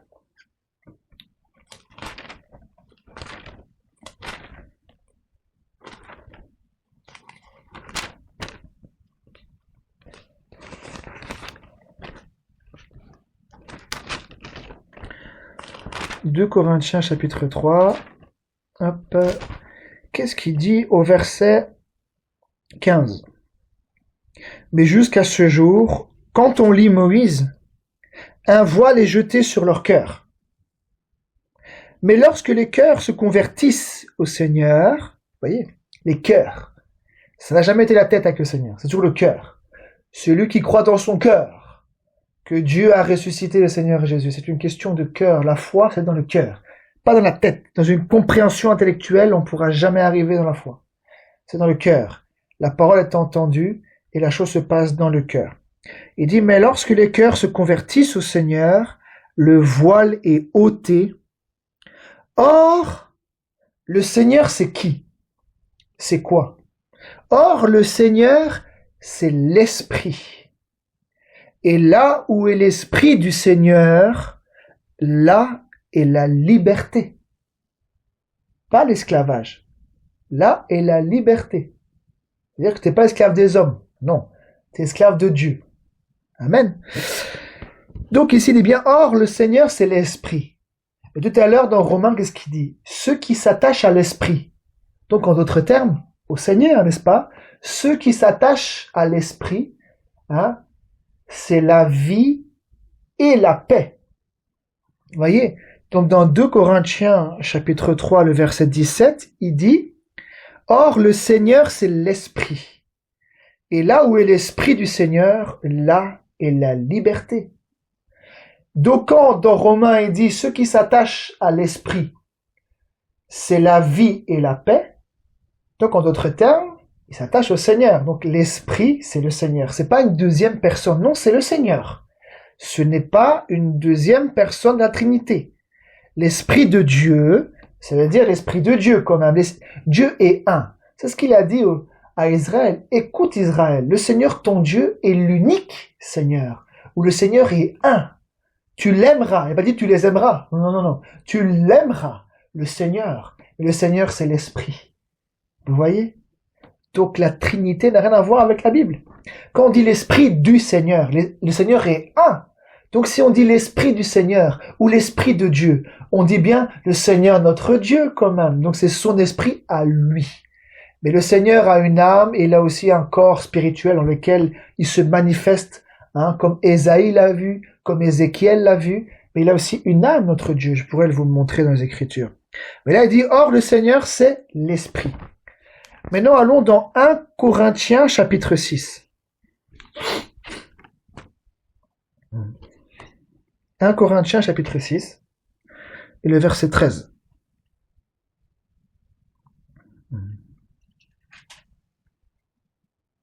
1 Corinthiens 6, verset 13.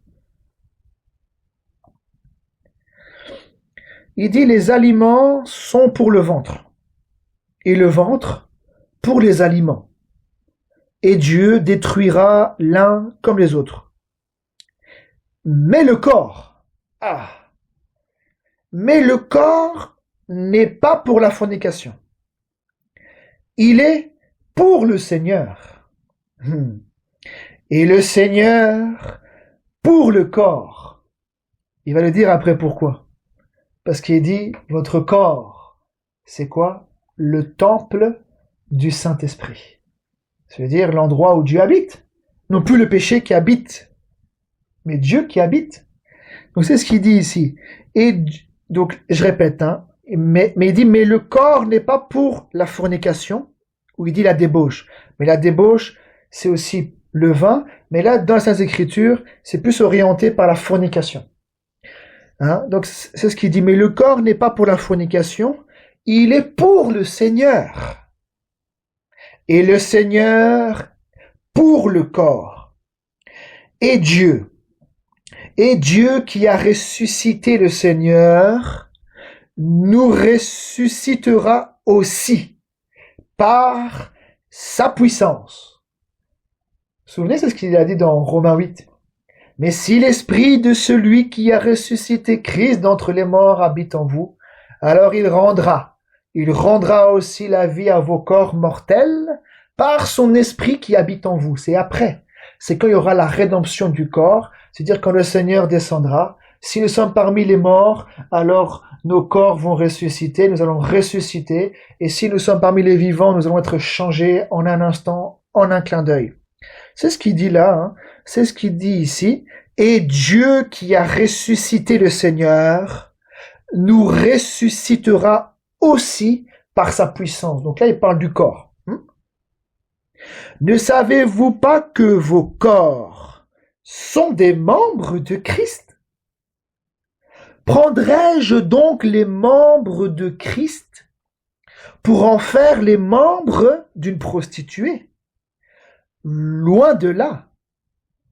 Ne savez-vous pas que celui qui s'attache à la prostituée est un seul corps avec elle? Car, est-il dit, les deux deviendront une seule chair. Mais regardez qu'est-ce qu'il dit au verset 17. Mais celui qui s'attache au Seigneur, mais c'est qui le Seigneur? C'est l'Esprit, c'est ce qu'on a dit tout à l'heure. Donc, en d'autres termes, celui qui s'attache à l'Esprit ou celui qui s'attache au Seigneur, c'est la même chose. Mais celui qui s'attache au Seigneur est avec lui. Avec lui. Donc, en communion, il est avec lui un seul esprit. C'est ça la communion. La communion entre toi et le Seigneur. Il faut que tu sois vivant quand même, que ton esprit soit rendu vivant. Que tu ne sois plus dans le péché. Que tu sois rendu vivant parce que tu étais mort à cause des péchés. Maintenant, il te rend vivant pour que ton esprit soit vivant, puisse communier. Mais comment tu t'attaches au Seigneur? C'est quand même avec l'esprit. Mais lui, il va habiter dans ton corps, mais tu communies spirituellement parlant avec lui. C'est ça qu'il nous a donné un esprit. Comme lui, créé à son image. Nous avons une âme, un corps et un esprit. Mais lui, le premier, il a ça. Il a un esprit, l'esprit de Dieu, son esprit, ou l'esprit du Seigneur, ou l'Esprit Saint, le Saint-Esprit, c'est la même chose. C'est son esprit à lui.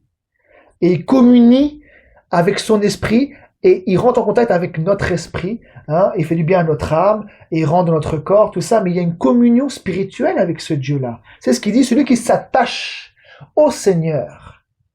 Donc, en d'autres termes, celui qui vit selon l'esprit. Celui qui s'attache à l'esprit, donc au Seigneur. C'est quoi? C'est la vie et la paix. Parce que le Seigneur, c'est qui? C'est un Dieu de paix. Le Seigneur, notre Dieu, c'est un Dieu de paix. Donc d'office, si tu es attaché à lui, hein, à son esprit, tu es attaché au Seigneur, tu es dans la paix. Et c'est ce qu'il veut. Hein. Venez à moi, vous tous qui êtes chargés, je vous donnerai du repos. C'est un Dieu qui nous conduit dans la paix, vers des eaux paisibles. Je continue encore, qu'est-ce qu'il dit, verset 18, pardon.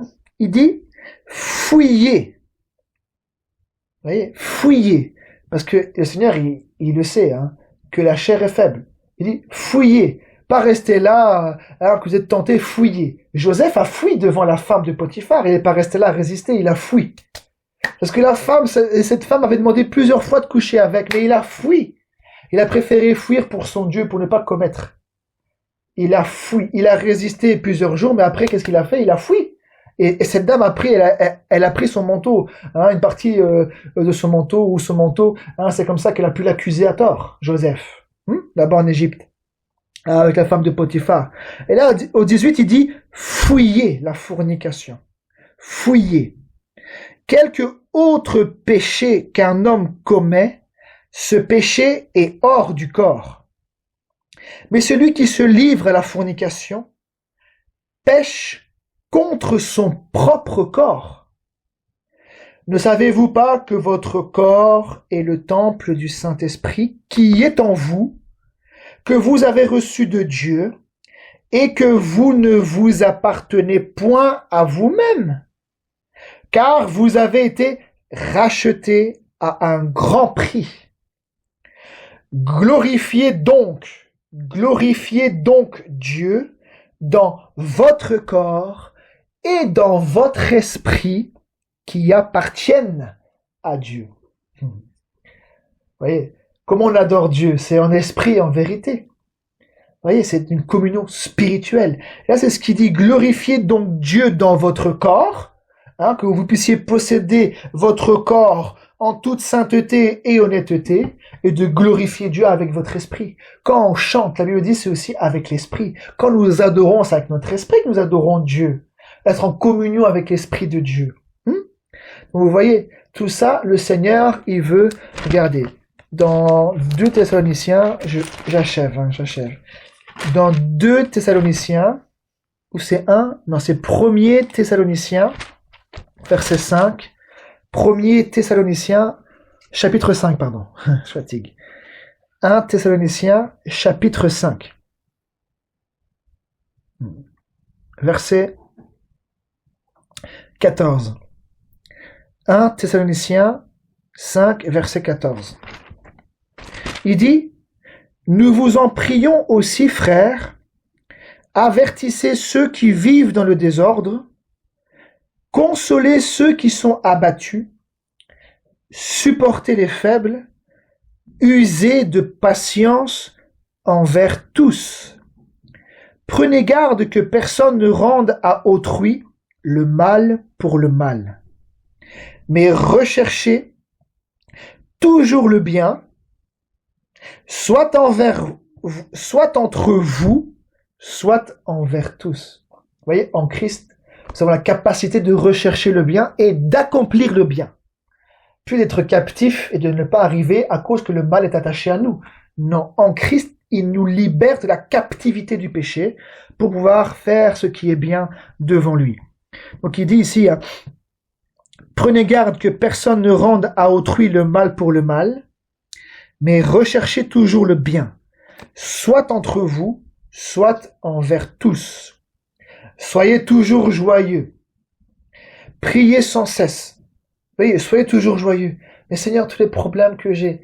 Oui, mais quand il dit soyez toujours joyeux, c'est parce que en Christ, nous avons une plus grande espérance. Nous avons la joie de savoir tout ce qu'il nous a donné, tout ce qu'il veut nous donner, tout l'héritage qu'il nous offre. Même étant abattus dans les soucis, nous sommes joyeux parce que nous avons quelque chose de plus grand, quelque chose de plus fort, quelque chose qui dépasse les choses de la terre, quelque chose qui dépasse ce que nous voyons, qui arrive jusqu'à la nouvelle Jérusalem. Soyez toujours joyeux, priez sans cesse, rendez grâce en toutes choses, car c'est à votre égard la volonté de Dieu en Jésus-Christ. N'éteignez pas l'esprit, ne méprisez pas les prophéties, mais examinez toutes choses, retenez ce qui est bon, abstenez-vous de toute espèce de mal. Mais sinon, quand je vais faire le bien, le mal est attaché à moi. Vous voyez? C'est ce que Sainte Écriture dit. S'il dit abstenez-vous de toute espèce de mal, c'est qu'en Christ, nous avons la capacité, par l'Esprit de Dieu, par sa force à lui, par la puissance du Saint-Esprit, cela est rendu possible en communion avec lui, cela est rendu possible quand même de pouvoir marcher de progrès en progrès et de pouvoir nous abstenir de mal. Avec lui, c'est possible. Il veut nous amener à toutes ces choses-là. Et au plus nous marchons, au plus nous progressons, pas au plus nous régressons, au plus nous progressons de progrès en progrès, pour que nous puissions davantage être sanctifiés. Parce qu'il le dit, sans la sanctification, personne. Bon, c'est clair, on peut pas aller à gauche, à droite. Si le Seigneur il dit que le chemin il est étroit, resserré, donc tout le monde n'y rentrera pas. Non. Le chemin, il est étroit. Resserrez le chemin qui mène à la vie et peu le trouvent. Non, pas beaucoup, non, peu le trouvent. Donc si on dit que beaucoup vont le trouver, c'est faux. Elle dit peu. Donc, s'il est étroit, c'est que tout le monde ne rentrera pas au ciel. Puisqu'il dit, sans la sanctification, personne ne verra le Seigneur.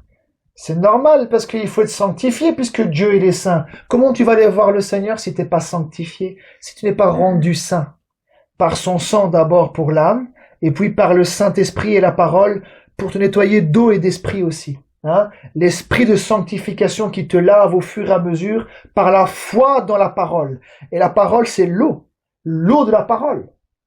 D'être sanctifié par l'esprit et la vérité. Et l'esprit et la vérité vont ensemble. Donc l'esprit nous corrige par sa parole. L'esprit nous enseigne par sa parole, il nous corrige. Et nous devons accepter la correction pour être sanctifiés par la parole et par l'esprit de Dieu.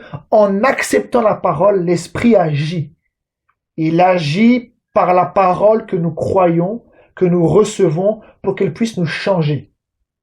C'est ce qu'il dit, regardez ici, verset 23. Que le Dieu de paix, donc quand il y a des querelles, des disputes, tout ça, nous sommes en dehors de ce Dieu-là. Il dit que le Dieu de paix vous sanctifie lui-même, tout entier, pas seulement l'esprit ou l'âme, non, tout entier, et que tout votre être. Et il dit c'est quoi l'être humain? L'être humain c'est quoi? L'esprit avec un petit e, l'âme et le corps soit conservé irréprochable lors de l'avènement de notre Seigneur Jésus-Christ. Celui qui vous a appelé est fidèle et c'est lui qui le fera. Oui, il y a une condition, c'est qu'on ne se retire pas, mais que nous persévérons dans la foi parce qu'il est fidèle. Si nous le sommes, mais si nous le renions, si nous nous abandonnons, il ne pourra rien faire pour nous. Nous devons persévérer dans la foi, dans sa parole. C'est ce qu'il dit ici. Hein, celui qui vous a appelé est fidèle et c'est lui qui le fera. Allez, je finis par ça. Je prends beaucoup de temps, mais je vous laisse regarder. Hein. Allons dans Ésaïe au chapitre 1, par là, regardez. Pour vous montrer que le Seigneur a une âme. Hein. Il a un esprit, le Seigneur est unique, il a un esprit qu'on appelle le Saint-Esprit, mais il a aussi une âme. Et quand Ésaïe l'a vu, il l'a vu dans un corps avec une apparence, hein, c'était une personne, il a vu une tête, il a vu des yeux, il a vu une bouche, il a vu des oreilles, il a vu des bras, il a vu des jambes, il a vu une personne qui ressemblait à un homme, mais c'était pas un homme, c'est Dieu. Il a vu dans un corps, ce qu'on appelle un corps spirituel, mais Dieu est un, il n'a jamais été deux ou trois, le Seigneur est un. Regardez qu'est-ce qu'il dit ici. Donc, Ésaïe, donc au chapitre 1, après on va prier, regardez. Hein.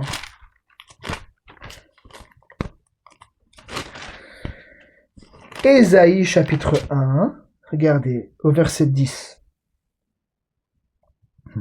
Ésaïe 1, verset 10. Écoutez la parole de l'Éternel, chef de Sodome. Prêtez l'oreille à la loi de notre Dieu, peuple de Gomorrhe. Que m'importe la multitude de fils, dit l'Éternel. Je suis rassasié des holocaustes de béliers et de la graisse des veaux. Je ne prends point plaisir au sang des taureaux, des brebis et des boucs. Quand vous venez vous présenter devant moi, qui vous demande de souiller mes parvis? Cessez d'apporter de vaines offrandes. J'ai en horreur l'encens, les nouvelles lunes, les sabbats et les assemblées. Je ne puis voir le crime s'associer aux solennités. Dis bien, je ne puis voir le crime s'associer aux solennités. Donc un peu partout, le Seigneur, il n'est pas partout. Même si on l'invoque, il n'est pas partout, le Seigneur. Il ne peut pas s'associer au crime, le Seigneur. C'est un Dieu saint. Il ne peut pas s'associer au crime. Non. Il est là quand il y a l'ordre, quand il y a la paix, quand il y a la sainteté, quand il y a la parole de vérité. Il ne peut pas s'associer au crime. Et les gens, ils offrent leur offrande de la bouche, et le cœur est éloigné là-bas, et le cœur est là-bas, à gauche, à droite, dans le monde. Il dit, même son offrande est une abomination. Parce qu'il n'est pas en règle devant Dieu. Comment on s'approche de Dieu comme ça, sans crainte, alors que lui est saint, et qu'on n'est pas nettoyé? Que le Seigneur nous aide. Que le Seigneur nous aide à pouvoir s'approcher devant ce Dieu-là vraiment avec respect. Seigneur, si tu daignes vouloir, tu vois, j'ai commis ceci et cela, mais s'il te plaît, Seigneur, fais grâce que je puisse un jour entrer dans ta présence. Seigneur, fais grâce ceci. Comme le publicain avec le pharisien. Vous vous souvenez dans le temple, et il y a une parabole avec ça. Le pharisien rentre dans le temple. Il dit, mais moi j'ai fait ceci. Et moi j'ai fait cela. Moi je donne ma dîme. Moi j'ai fait ceci, j'ai fait des offrandes, je fais ceci, je fais tout cela. Et l'autre, le publicain, il arrive dans le temple, il met sa tête là contre la face, là, contre le sol. Il dit, Seigneur, Seigneur, aie pitié de moi. Seigneur, tu vois, je suis qu'un pauvre pécheur. Seigneur, tu vois, j'ai fait ceci et cela. Sois miséricordieux. Et qu'est-ce que le Seigneur il dit? Lequel a été justifié devant Dieu? C'est le public-là. Parce que l'autre pensait qu'il n'y avait pas besoin de repentance. Et il se présente comme ça devant Dieu. Mais l'homme a l'audace de se présenter devant Dieu comme ça. Non. C'est un Dieu plein de miséricorde, mais nous devons quand même avoir du respect devant Dieu. Hein, nous devons pouvoir se dire, Seigneur, regarde ma vie. Seigneur, si je suis pas en ordre, aide-moi à être en ordre, montre-moi le chemin. Avoir du respect devant ce Dieu-là. Mais il n'écoute aucun orgueilleux qui vient devant lui et qui vit sa vie comme il veut et qui fait n'importe quoi dans le monde. Il n'écoute pas ça. Il n'écoute pas, il n'exauce pas les pécheurs, la Bible dit. Il écoute quelqu'un qui vient à la repentance, qui a un esprit brisé, qui a un esprit abattu, que son cœur est peiné par la repentance. Sinon, il ne pourra pas t'écouter, ce Dieu-là. Que Dieu nous aide à voir ce Dieu-là. Les hommes partout ont fait de ce Dieu-là un grand-père. Ils ont fait de ce Dieu-là un Dieu avec qui on peut jouer, mais le malheur arrive. Les maux, ils arrivent de loin. Ils sont proches. Le jour de l'Éternel est proche. C'est un jour de malheur, un jour de destruction pour les uns et un jour de gloire pour les autres. Mais les malheurs arrivent. Alors sortez du milieu d'eux. Sortez de Babylone. Sortez de Babylone. Sortez de tout ce qui est impur et recherchez le Seigneur pour que vous puissiez passer par la porte parce que le jour vient où ce sera trop tard, où la colère va éclater, la colère de l'agneau, lui qui a été sacrifié nu sur le bois du calvaire, qui a porté tous les péchés du monde. Le jugement arrive, la colère de Dieu arrive. Alors sortez de là-bas, recherchez le Seigneur. C'est ce qu'il dit, regardez, au verset 14, qu'est-ce qu'il dit? C'est le Seigneur qui parle, hein? Qu'est-ce qu'il dit? Mon âme et vos nouvelles lunes et vos fêtes, elles me sont à charge. Je suis las de les supporter. Quand vous étendez vos mains, je détourne de vous mes yeux. Quand vous multipliez les prières, je n'écoute pas. Vos mains sont pleines de sang. Lavez-vous, purifiez-vous. ôtez de devant mes yeux la méchanceté de vos actions. Cessez de faire le mal. Apprenez à faire le bien, recherchez la justice, protégez l'opprimé, faites droit à l'orphelin, défendez la veuve. Venez et plaidons, dit l'Éternel. Si vos péchés sont comme le cramoisi, ils deviendront blancs comme la neige. S'ils sont rouges comme la pourpre, ils deviendront comme la laine. Si vous avez de la bonne volonté, et si vous êtes docile, ou dans d'autres écritures, il dit si vous obéissez. Moi, si vous êtes docile, c'est la même chose, hein, pouvoir obéir. Si vous avez de la bonne volonté, et si vous êtes docile, vous mangerez les meilleures productions du pays. Mais si vous résistez, et si vous êtes rebelle, vous serez dévorés par le glaive, car la bouche de l'Éternel a parlé. Amen. Vous voyez, c'est ce qu'il dit. 14, il dit, mon âme, et vos nouvelles lunes et vos fêtes. Et au verset 15, il dit, quand vous étendez vos mains, je détourne de vous mes yeux. Les yeux de l'Éternel sont sur toute la terre, et il voit toutes les voies, toutes les conduites des fils de l'homme. Il voit tout, il sait tout. Et il dit, mon âme, vous voyez, le Seigneur a un esprit, ce qu'on appelle le Saint-Esprit, l'Esprit de Dieu, mais il a aussi une âme. Et il dit, mon âme et vos nouvelles lunes et vos fêtes. Tout le monde peut fêter hein, le Seigneur, mais il y a des fêtes qui ne plaisent pas au Seigneur. Parce que les gens fêtent, ils fêtent que le Seigneur est ressuscité d'entre les morts, qui sont libres du péché, mais ils vivent une vie de péché. Alors comment ces fêtes-là peuvent plaire au Seigneur? Comment ces fêtes-là, on loue le Seigneur comme on loue dans le monde? Ce n'est pas possible, ça. Ça, ce n'est pas la volonté de Dieu. Partout, les gens, ils dansent, ils louent le Seigneur comme dans le monde. Comme le boogie-boogie et n'importe comment. Non. On peut faire des cris de joie. On peut louer le Seigneur, mais pas comme dans le monde, s'il vous plaît. Et non plus ne pas être habillé comme dans le monde pour louer le Seigneur. Non. Et ne même pas s'habiller comme le monde. Non. Le Seigneur, c'est un Dieu saint. Et c'est ce qu'il dit, sortez du milieu d'eux, mon peuple. Séparez-vous et ne touchez pas à ce qui est impur, et je vous accueillerai. Vous serez pour moi des fils et des filles, dit le Seigneur Tout-Puissant. Que le Seigneur nous bénisse. Je voulais vous montrer aussi que le Seigneur a un esprit, mais il a aussi une âme. C'est son esprit, il a aussi une âme, et quand ceux qui l'ont vu, il l'a vu dans un corps spirituel, c'est pour ça qu'il peut dire mes yeux. Mes yeux ou mes oreilles. Mes oreilles n'entendent pas tout. Hein, là aussi, il parle des oreilles. Hein. Il dit quand vous multipliez les prières, je n'écoute pas. Parce qu'il y a des oreilles. Sinon, le premier qui a l'ouïe, c'est lui. Alors si nous sommes créés à son image, si nous avons des oreilles, des yeux, une bouche, un nez, hein, l'ouïe, l'odorat, le toucher, tout ça, le premier, lui, il l'a. Si nous avons un esprit, lui, il a le premier, un esprit, c'est son esprit avec un grand E. Si nous avons une âme, lui aussi a une âme. Vous voyez? Donc le Seigneur voit tout, il sait tout, il comprend tout. Mais ce qu'il veut, c'est la sainteté. Que le Seigneur nous fasse grâce de pouvoir expérimenter toutes ces choses-là, la nouvelle naissance, la sanctification, tout ça, le Saint-Esprit en nous. Mais si nous avons le Saint-Esprit, tout le monde dit aujourd'hui qu'il a le Saint-Esprit, j'ai prophétisé. Et puis on pousse même dans les assemblées à parler en langue. Allez, dis, et tout le monde, et c'est le même langage, tout le monde parle la même, alors on tape dans le dos, on dit, allez, parle. Et puis hop, il parle, ah ça y est, il a le Saint-Esprit. Mais maintenant, une question que je vais poser.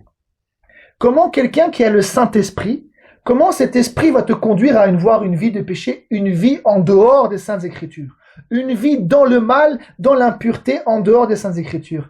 Cet esprit ne peut pas te pousser à ça. Et quelqu'un qui a reçu le Saint-Esprit, le Seigneur, il dit à travers Pierre, repentez-vous et que chacun de vous soit baptisé au nom du Seigneur Jésus-Christ. Donc si dans tous les lieux de culte, les gens apprennent que le vrai baptême biblique, que le Seigneur agrée du haut du ciel, lequel il ouvre les cieux pour toi, c'est au nom du Seigneur Jésus-Christ. Mais que toi tu dis avoir le Saint-Esprit et tu résistes à te faire baptiser au nom du Seigneur Jésus-Christ, ce n'est pas l'Esprit de Dieu qui te conduit. L'Esprit de Dieu conduit toujours à l'obéissance. Il va te pousser à obéir, à faire ce qui est juste d'après les Saintes Écritures, puisque l'Esprit de vérité, il te conduit où? Dans le mensonge? Non.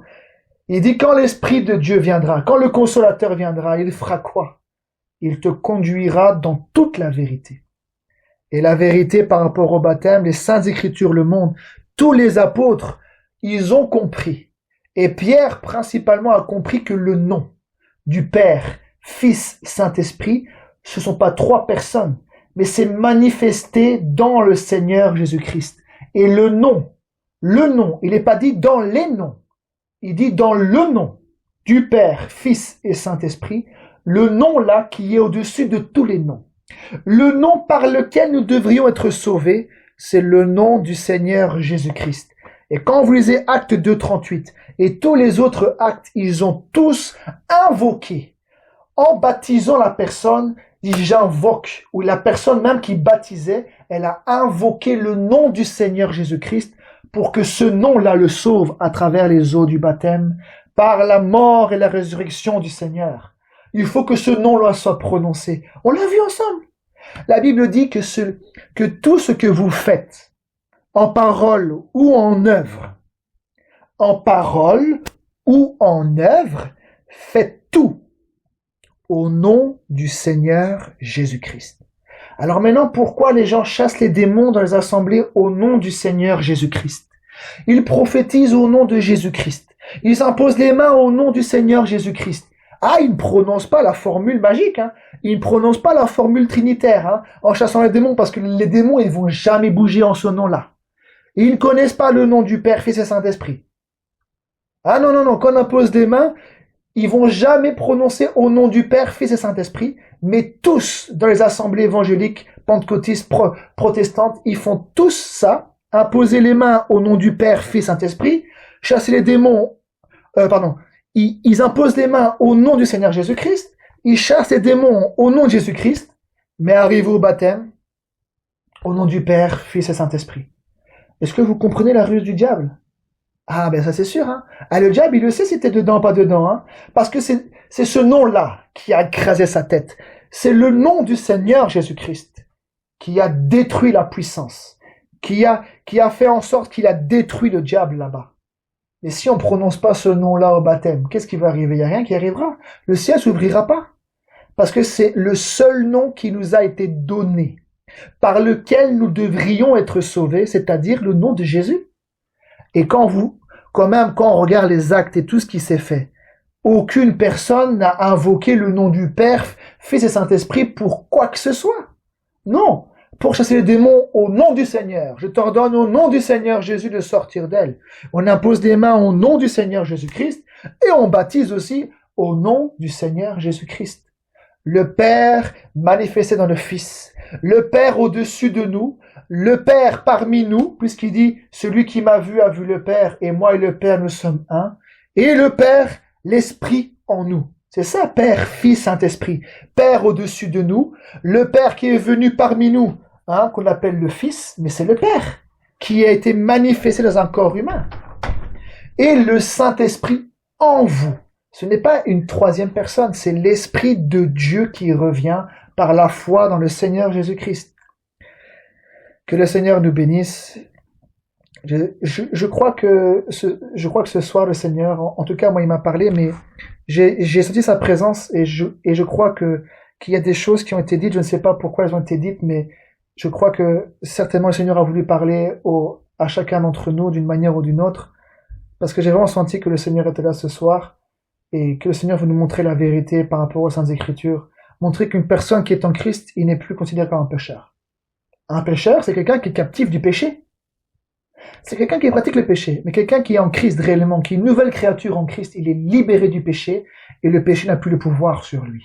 Parce qu'il n'est plus sous la loi, mais sous la grâce. Il est devenu une nouvelle création et l'esprit de vie l'a affranchi de la loi du péché et de la mort pour vivre une nouvelle vie, pour vivre la vie de Christ. Et cette vie-là va te pousser de sainteté en sainteté, d'obéissance en obéissance pour pouvoir être sanctifié totalement, corps, âme et esprit. Amen. Que le Seigneur nous bénisse tous. Amen.